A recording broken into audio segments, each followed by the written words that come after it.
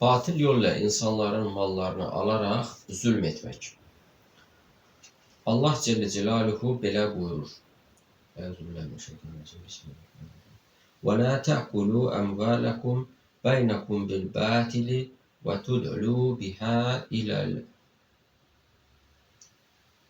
الْحُكَامِ لِتَأْكُلُوا فَرِيقًا مِنْ أَمْوَالِ النَّاسِ بِالْإِثْمِ وَأَنْتُمْ تَعْلَمُونَ.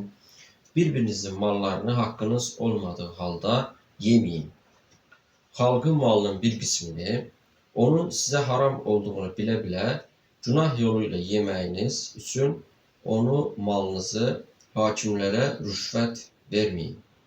Bəqərə surəsi 188-ci ayə. Başqa bir ayədə Allah Celle Celaluhu buyurur.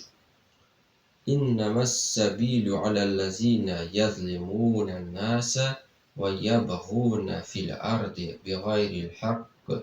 Ulaikə ləhum azabun əlim. Cəza ancaq insanlara haqsız yerə zülm edənlərə, yer üzündə fitnə, fəsad törədənlərə verilər. Məhz belələrini şiddətli əzab gözləyir. Şura surəsi 42-ci ayə. Yenə Allah Celle Celaluhu buyurur. Və zalimunə mə ləhum min vəliyyi və lə nəsir. Zalimlərin isə nə bir dostu olar, nə də bir imdada çatanır. Şura surəsi 8-ci ayə. Abdullah İbn Ömərdən, Allah ondan razı olsun, rəvayət edilən bir hədisdə Peyğəmbər əleyhissalam buyurur. Zülm qiyamət günündə qaranlıqlardır, zülmətlərdir. Buxari Əl-Cami-ü Sahih Kitab-ül Məzalim. Peyğəmbər sallallahu aleyhi və səlləm buyurur. Kim yeryüzündə haqsız yerə bir qarış torpaq alarsa, aldığı həmin torpaq 7 qat yerdən onun boynuna sarılar. Bu hadisə axirət günü baş verəcək. Buxari Əl-Cami-ü Sahih Kitab-ül Məzalim. Allah Celle Celaluhu belə buyurur. İnnəlləhə lə yəzlimu misqalə zərrah. Həqiqətən Allah heç bir kimsəyə zərrə qədər zülm etməz. Nisa surəsi 40-cı ayə. Peyğəmbər aleyhissalatu vesselam buyurur.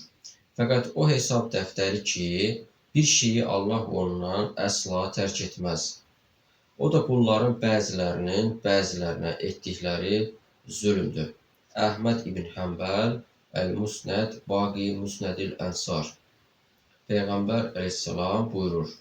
Zənginin imkanı olduğu halda borcunu gecikdirməsi, təxirə salması zülmdür. Buxari Əl-Cami-ü Sahih Kitab-ül Havalat. Peyğəmbər əleyhissalam belə buyurur. Kim bir müsəlmanın malını and içərək haqsız yerə alarsa, Allah onun üçün cəhənnəm odunu vacib edər və cənnəti ona haram edər. Orada olanlardan biri ona dedi. Ey Allahın Rəsulu, hətta alınan şey çox az olsa da, Rasulullah aleyhissalam belə buyurdu. Əraq ağacından, yəni misvak üçün istifadə olunan ağac, bir budaq olsa belə. Peyğəmbər əleyhissalam buyurur. Sizdən hər hansı bir kimsəni bir iş üzərinə vəzifələndirərsək, həmin şəxs də bir iynəni və bundan daha böyüyünü bizdən gizləyərsə, bu xəyanət olar və qiyamət günü onunla gizlətdiyi mal ilə gələr. Muslim Əl-Cami-ü Sahih Kitab-ül İmarati. Peyğəmbər aleyhissalam qənimət malından bir geyim oğurlayan insan haqqında belə buyurmuşdu. Onun üzərindəki paltarı od tutub yanır. İnsanlar bunu eşitdikləri zaman bir nəfər, bir və ya iki ayaqqabı bağı ilə Peyğəmbər əleyhissalamın yanına gəldi. Peyğəmbər əleyhissalam belə buyurdu. Cəhənnəm atəşindən bir ayaqqabı bağı və ya cəhənnəm atəşindən iki ayaqqabı bağı. Əbu Qatadədən radiyallahu anh rəvayət edilir ki, Peyğəmbər aleyhissalam ayağa qalxıb onlara Allah yolunda cihadın və Allaha iman etməyin əməllərin ən fəzilətlisi olduğunu söylədi. Bir nəfər ayağa qalxaraq Peyğəmbərdən soruşdu: Ey Allahın Rəsulu, necə buyurursan? Əgər Allah yolunda öldürülərsəm, mənim xətalarım, günahlarım silinərmi? Peyğəmbər aleyhissalam buyurdu: Bəli, əgər səbr edib, savabını Allahdan umaraq, döyüşə atılıb, geri qaçmadan Allah yolunda öldürülsən, silinər. Sonra Peyğəmbər aleyhissalatu vesselam belə buyurdu: Necə dedin? Həmin şəxs yenə Peyğəmbərdən soruşdu: Necə buyurursan, əgər Allah yolunda öldürülərsəm, mənim xətalarım, günahlarım silinərmi? Peyğəmbər aleyhissalam buyurdu: Bəli, əgər səbr edib, savabını Allahdan umaraq, döyüşə atılıb, geri çəkilmədən, geri qaçmadan Allah yolunda öldürülsən, silinər. Ancaq borc xaricində bunu mənə Cəbrail aleyhissalam söylədi. Səhih Muslim, Əl-Camius Sahih, Kitabul İmarəti. Havlə Əl-Ənsariyyədən rəvayət edilən bir hədisdə Peyğəmbər əleyhissalam belə buyurur: Şübhəsiz, elə insanlar var ki, Allahın malında haqsızlıq, qarışıqlıq edirlər. Onları qiyamət günü cəhənnəm atəşi gözləyir. Səhih Əl-Buxari, Əl-Camius Sahih, Kitabul Xums. Cabir ibn Abdullahdan, Allah ondan razı olsun, Peyğəmbərin aleyhissalam Kəb ibn Ucraya belə buyurduğu rəvayət edilir.